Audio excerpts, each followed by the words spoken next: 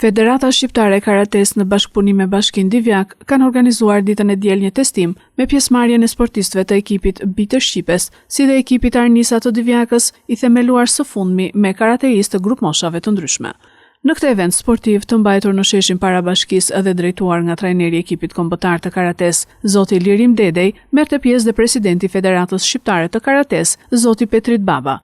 Presidenti i FSHK-s, Baba, si dhe kryetari juris, zoti Enver Cakiqi, shprehen se nga gjiri i ekipit të karates B të Shqipes që përfaqëson Lushnjën dhe ekipit të Arnisës që përfaqëson Divjakën, kanë dalë sportistë që kanë marrë medalje në të gjitha takimet ndërkombëtare. Sot është një testim për breza, quhet, në sportin e karates, që është një eveniment shumë i rëndësishëm, sepse të gjithë sportistët e karates gradohen me brezat sa më të lartë.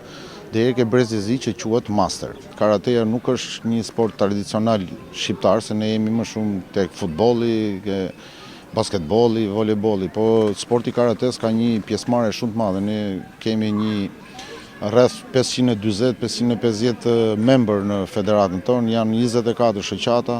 Në fjalë, kur bëhet një aktivitet kombëtar, ne kemi rreth 300 sportistë që vinë në Kupën e Republikës. Në fjalë, nuk mund quhet më një sport që nuk është tradit. Tashmë është bërë tradit në Shqipëri. Pam nxënësa të mirë, disa prej tyre i njohim edhe përpara që kanë marrë pjesë edhe në për turnire, në për gara të ndryshme si në Shqipëri edhe më jashtë. Këto është edhe goca e Lirimit që është edhe kampione ndërkombëtare, kampione ballkanikut e tjera. Kryetari i Bashkisë Divjak, Josif Gorea, shprehet se do ta mbështesë edhe më shumë këtë sport krahas sporteve të tjera. Bashkia ka mbështetur dhe do mbështes në vijimësi të gjitha sportet. Aq më tepër këtë grupim, pra klub sportin Arnisa të Karates. Dhe shpresojmë që do të ngrihemi në nivel më të lartë, do të marrim titull në këtë pikë. Kemi sportistë të bukur, të mirë, të përgjegjshëm, që po tregojnë sipas profesor Lirimit, që janë pretendent për të kaluar më tej në nivele më të larta. Dhe ne gjithmonë bashkia është pranë sporteve. Nga ana e tij, trajneri i ekipit kombëtar të karates B të Shqipes, Lirim Dedej, shpreson se ekipi karates Arnisa i krijuar në Divjak do të ketë arritje në evente kombëtare dhe ndërkombëtare.